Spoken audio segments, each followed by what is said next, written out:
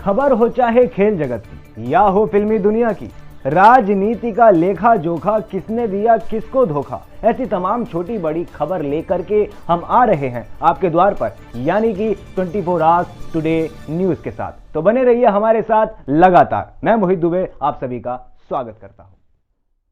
Abohar Gurnam Singh Sandhu 16th of January to 26th of January को आंदोलन का राष्ट्रीय पर्व गणतंत्र दिवस यानी वो दिन जब देश का संविधान बना था और नागरिकों को बराबरी एवं गलत चीज एवं फैसलों के विरुद्ध अपनी आवाज बुलंद करने का अधिकार मिला था। इसी संविधान व उसमें मिले अधिकारों की बदौलत केंद्र सरकार द्वारा किसानों पर थोपे गए काले कृषि कानूनों के विरुद्ध आवाज बुलंद कर रहे किसानों द्वारा ट्रैक्टर मार्च निकाला जा रहा है। यह किसान मार्च आंदोलन का ही हिस्सा है, जिसके जरिए केंद्र सरकार को किसान मजदूर एकता एवं संविधान में मिले अधिकारों का संदेश दिया जाएगा। किसानों ने इन्ना हौसला विखाया है, इन्ना डिसिप्लिन च ਜਿਹੜਾ ਧਰਨਾ है बड़ा शांतमई दिल्ली च चलदा रहा है।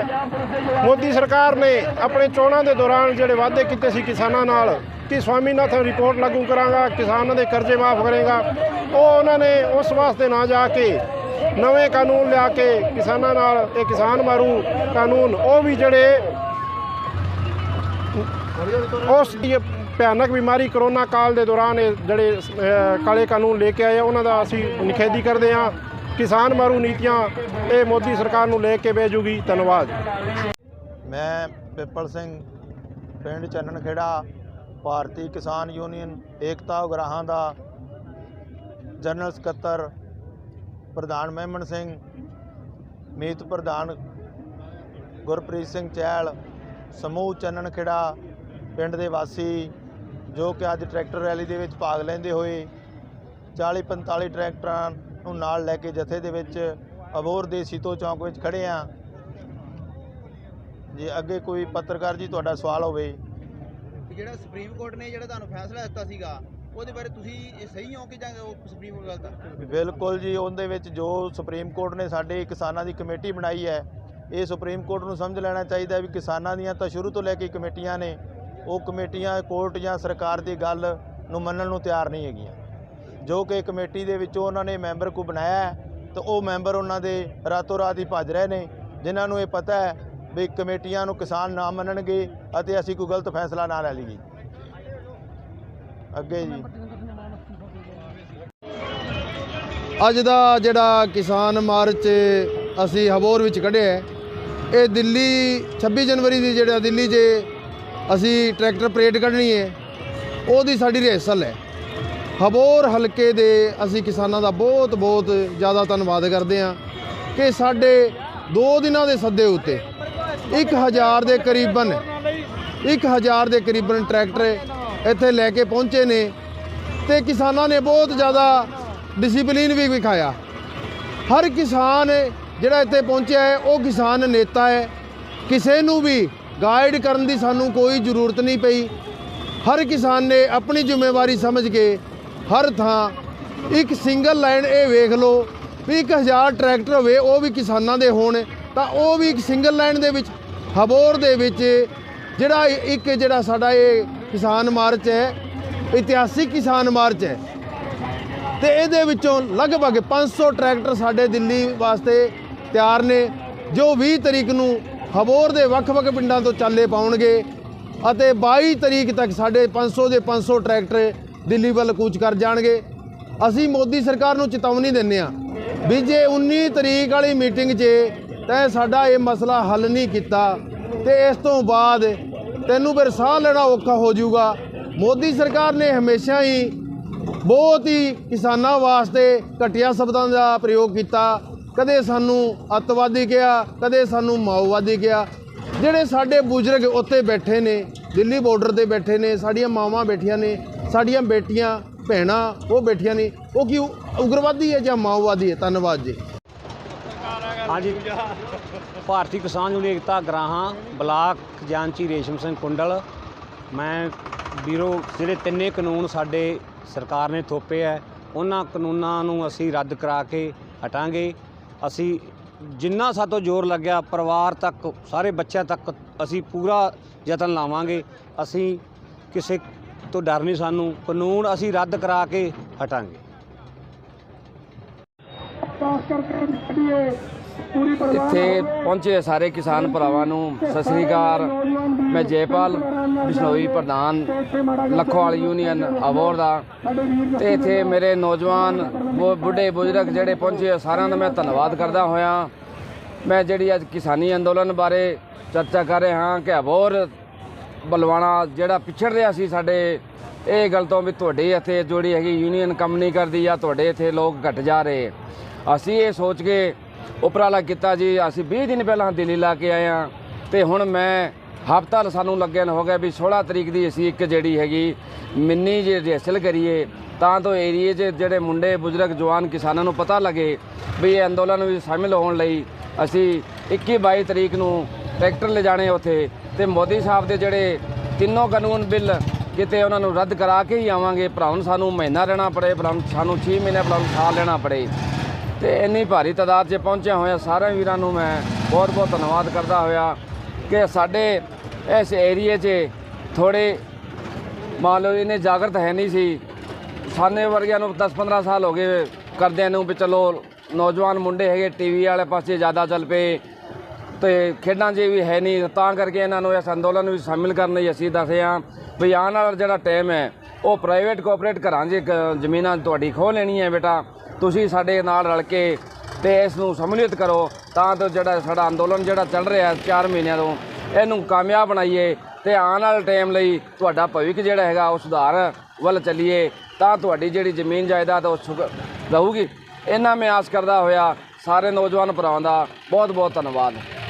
ਮਾਰਚ ਹੋਇਆ ਹੈ, ਇਹ ਮੋਦੀ ਦੁਆਰਾ ਬਣਾਏ ਗਏ 3 ਕਾਲੇ ਕਾਨੂੰਨ, ਜੋ ਕਾਲੇ ਕਾਨੂੰਨ ਬਣਾਏ ਆ ਮੋਦੀ ਸਰਕਾਰ ਨੇ 3, ਉਹਨਾਂ ਦੇ ਵਿਰੋਧ 'ਚ ਇਹ ਸ਼ਾਂਤਮਈ ਟਰੈਕਟਰ ਮਾਰਚ ਕੀਤਾ ਜਾ ਰਿਹਾ ਹੈ, ਜੋ 26 ਤਰੀਕ ਨੂੰ ਦਿੱਲੀ ਦੇ ਵਿੱਚ ਪਰੇਡ ਹੋਣੀ ਹੈ। ਉਹਦੀ ਇੱਕ ਰਿਹਰਸਲ ਕੀਤੀ ਜਾ ਰਹੀ ਹੈ ਵੀ ਜੋ ਮੋਦੀ ਸਰਕਾਰ ਨੂੰ ਪਤਾ ਲੱਗ ਸਕੇ ਵੀ ਕਿਸਾਨ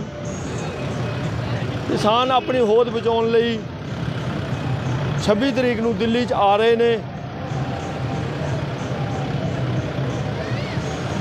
राम राम, मैं सुधीर हिम्मतपुरा किसान यूनियन से, और सभी किसान भाई यहाँ पर हज़ारों की संख्या में ट्रैक्टर ट्राली लेकर पहुँचे हैं अपनी होंद को बरकरार रखने के लिए।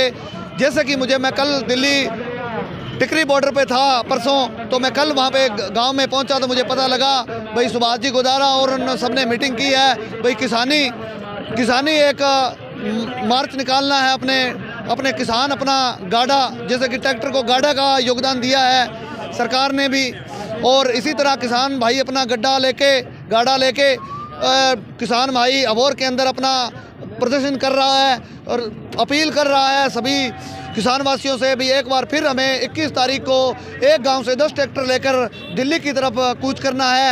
और 26 जनवरी को जो परेड है वो किसान ही अपनी ट्रैक्टर से परेड करेगा, और किसान अपनी होंद को बरकरार रखने के लिए इसी तरह संघर्ष करेगा।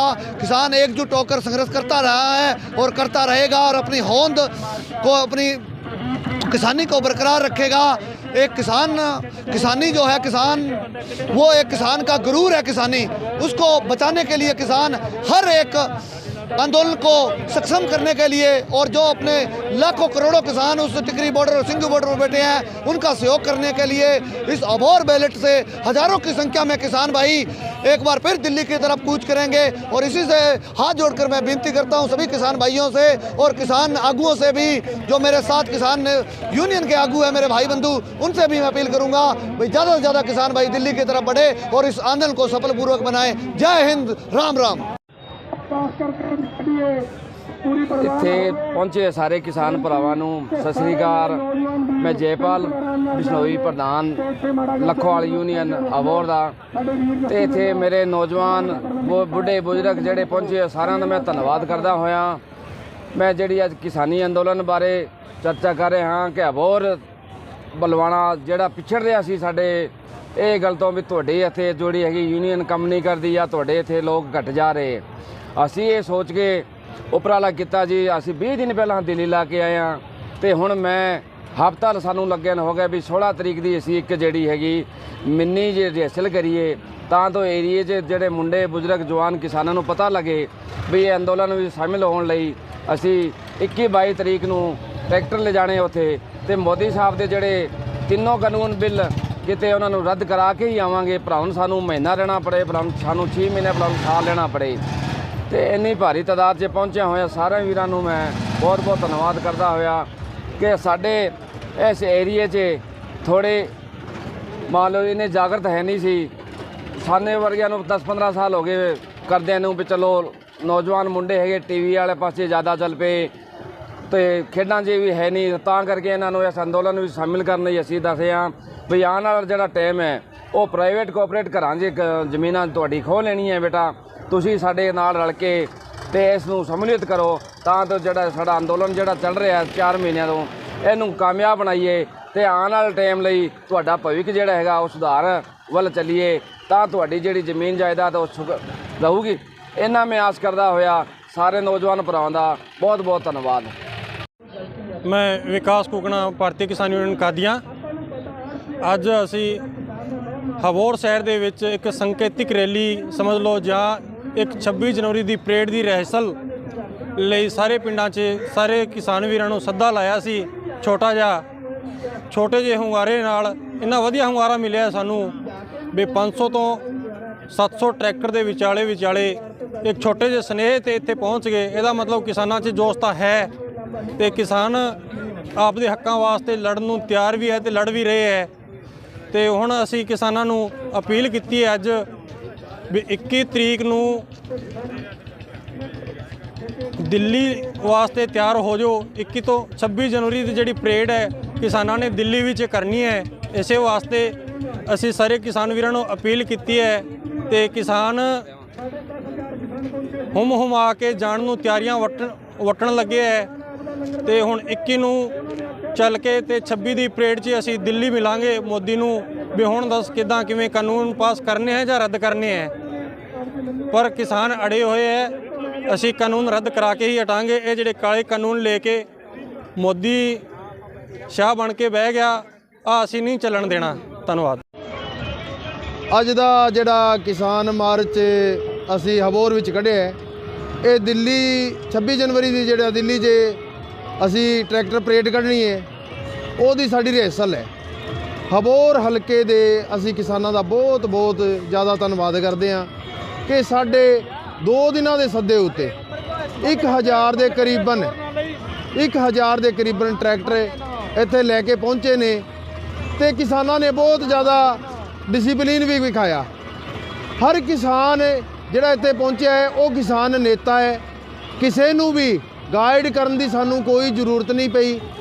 ਹਰ ਕਿਸਾਨ ਨੇ ਆਪਣੀ ਜ਼ਿੰਮੇਵਾਰੀ ਸਮਝ ਕੇ ਹਰ ਥਾਂ ਇੱਕ ਸਿੰਗਲ ਲਾਈਨ ਇਹ ਵੇਖ ਲਓ ਵੀ 1000 ਟਰੈਕਟਰ ਹੋਵੇ ਉਹ ਵੀ ਕਿਸਾਨਾਂ ਦੇ ਹੋਣ ਤਾਂ ਉਹ ਵੀ ਇੱਕ ਸਿੰਗਲ ਲਾਈਨ ਦੇ ਵਿੱਚ ਹਬੋਰ ਦੇ ਵਿੱਚ ਜਿਹੜਾ ਸਾਡਾ ਇਹ ਕਿਸਾਨ ਮਾਰਚ ਹੈ ਇਤਿਹਾਸਿਕ ਕਿਸਾਨ ਮਾਰਚ ਹੈ ਤੇ ਇਹਦੇ ਵਿੱਚੋਂ ਲਗਭਗ 500 ਟਰੈਕਟਰ ਸਾਡੇ ਦਿੱਲੀ ਵਾਸਤੇ ਤਿਆਰ ਨੇ ਜੋ 20 ਤਰੀਕ ਨੂੰ ਹਬੋਰ ਦੇ ਵੱਖ-ਵੱਖ ਪਿੰਡਾਂ ਤੋਂ ਚਾਲੇ ਪਾਉਣਗੇ ਅਤੇ 22 ਤਰੀਕ ਤੱਕ ਸਾਡੇ 500 ਦੇ 500 ਟਰੈਕਟਰ ਦਿੱਲੀ ਵੱਲ ਕੂਚ ਕਰ ਜਾਣਗੇ। ਅਸੀਂ ਮੋਦੀ ਸਰਕਾਰ ਨੂੰ ਚੇਤਾਵਨੀ ਦਿੰਦੇ ਹਾਂ ਵੀ ਜੇ 19 ਤਰੀਕ ਵਾਲੀ ਮੀਟਿੰਗ 'ਚ ਤੈਂ ਸਾਡਾ ਇਹ ਮਸਲਾ ਹੱਲ ਨਹੀਂ ਕੀਤਾ ਤੇ ਇਸ ਤੋਂ ਬਾਅਦ ਤੈਨੂੰ ਫਿਰ ਸਾਹ ਲੈਣਾ ਔਖਾ ਹੋ ਜਾਊਗਾ। ਮੋਦੀ ਸਰਕਾਰ ਨੇ ਹਮੇਸ਼ਾ ਹੀ ਬਹੁਤ ਹੀ ਕਿਸਾਨਾਂ ਵਾਸਤੇ ਘਟੀਆ ਸ਼ਬਦਾਂ ਦਾ ਪ੍ਰਯੋਗ ਕੀਤਾ। ਕਦੇ ਸਾਨੂੰ ਅੱਤਵਾਦੀ ਕਿਹਾ, ਕਦੇ ਸਾਨੂੰ ਮਾਓਵਾਦੀ ਕਿਹਾ।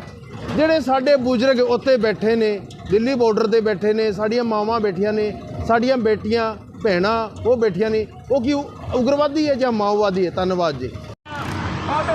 ਅੱਜ ਦੇ ਇਸ ਟਰੈਕਟਰ ਰੈਲੀ ਦੇ ਰਾਹੀਂ ਸੈਂਟਰ ਦੀ ਮੋਦੀ ਸਰਕਾਰ ਨੂੰ ਅਸੀਂ ਇਹ ਦੱਸਣਾ ਚਾਹੁੰਦੇ ਹਾਂ ਪਿਛਲੇ 4 ਮਹੀਨਿਆਂ ਤੋਂ ਸਾਡਾ ਜਿਹੜਾ ਸ਼ਾਂਤੀਪੂਰਵਕ ਅੰਦੋਲਨ ਚੱਲ ਰਿਹਾ ਉਹਦੇ ਵਿੱਚ ਕਿਸੇ ਕਿਸਮ ਦੇ ਕੋਈ ਜੋਸ਼ ਦੀ ਕਮੀ ਨਹੀਂ ਆ, ਕੋਈ ਸਾਡੇ ਵਿੱਚ ਠੰਡ ਨਹੀਂ ਆ।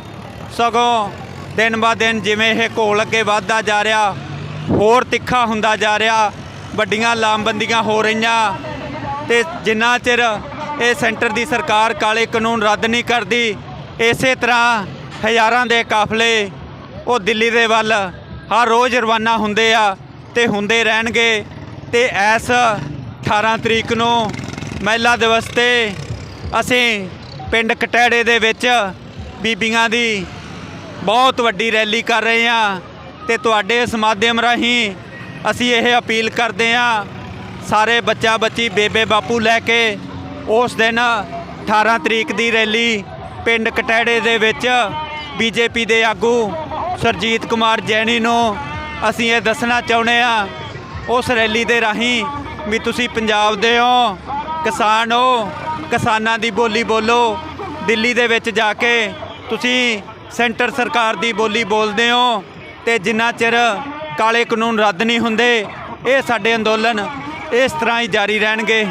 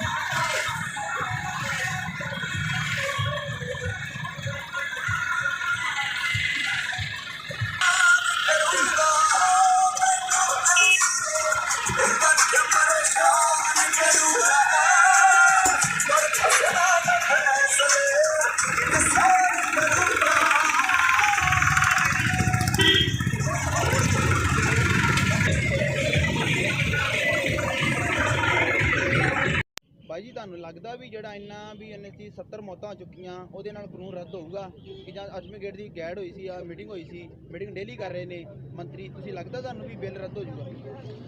ਲੱਗਦਾ ਨਹੀਂ ਵੀਰੇ, ਹਜੇ ਤੱਕ ਮੋਦੀ ਸਰਕਾਰ ਮੰਨੂਗੀ ਪਰ ਇਹਨੂੰ ਅਖੀਰ ਤੇ ਮੰਨਣਾ ਹੀ ਪੈਣਾ।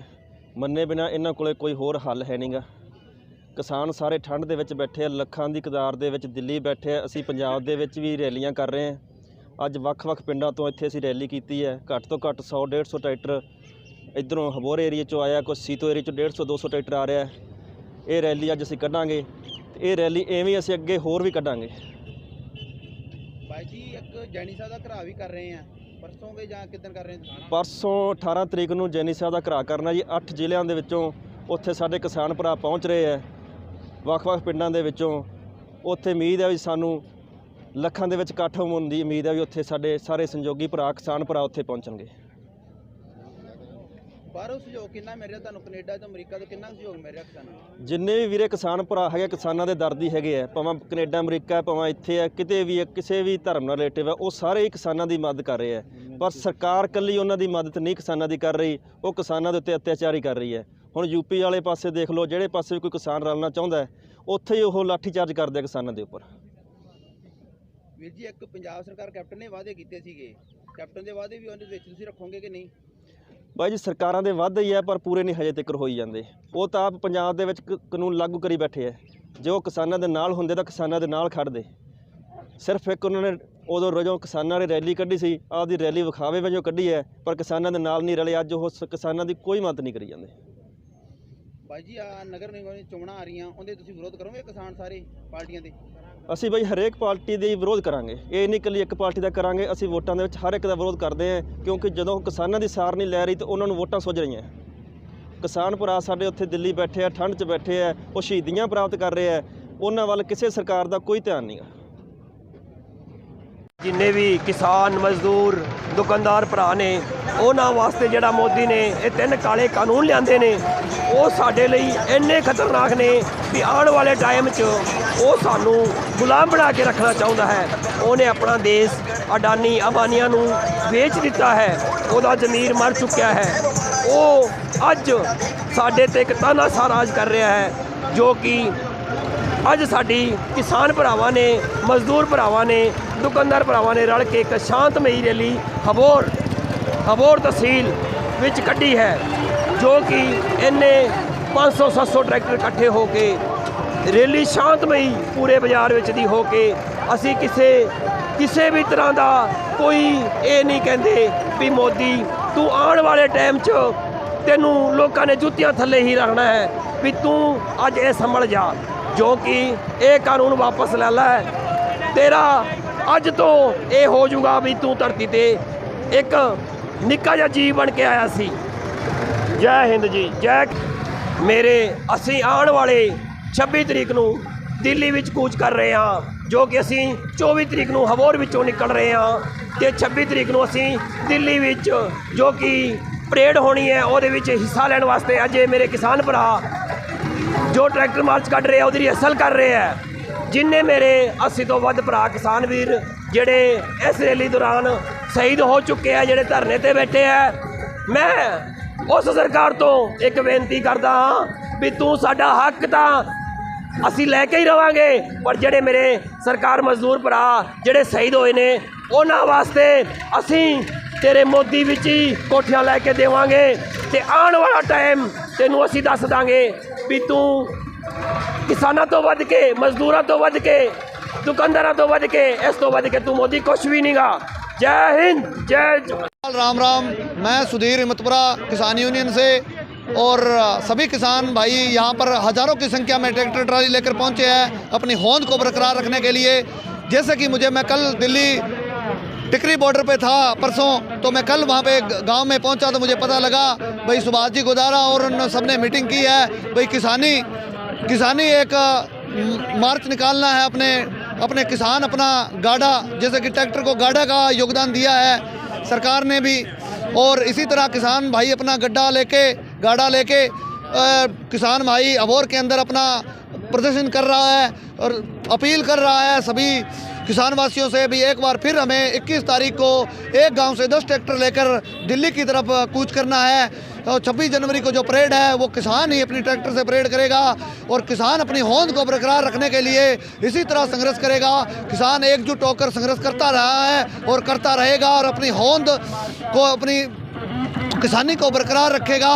एक किसानी जो है, किसान वो एक किसान का गुरूर है किसानी, उसको बचाने के लिए किसान हर एक आंदोलन को सक्षम करने के लिए, और जो अपने लाखों करोड़ों किसान उस टिकरी बॉर्डर और सिंघू बॉर्डर पर बैठे हैं उनका सहयोग करने के लिए इस अबोर बैलेट से हज़ारों की संख्या में किसान भाई एक बार फिर दिल्ली की तरफ कूच करेंगे। और इसी से हाथ जोड़कर मैं विनती करता हूं सभी किसान भाइयों से और किसान आगुओं से भी, जो मेरे साथ किसान यूनियन के आगू हैं मेरे भाई बंधु, उनसे भी मैं अपील करूंगा भाई ज़्यादा से ज़्यादा किसान भाई दिल्ली की तरफ बढ़े और इस आंदोलन को सफलपूर्वक बनाएं। जय हिंद, राम राम।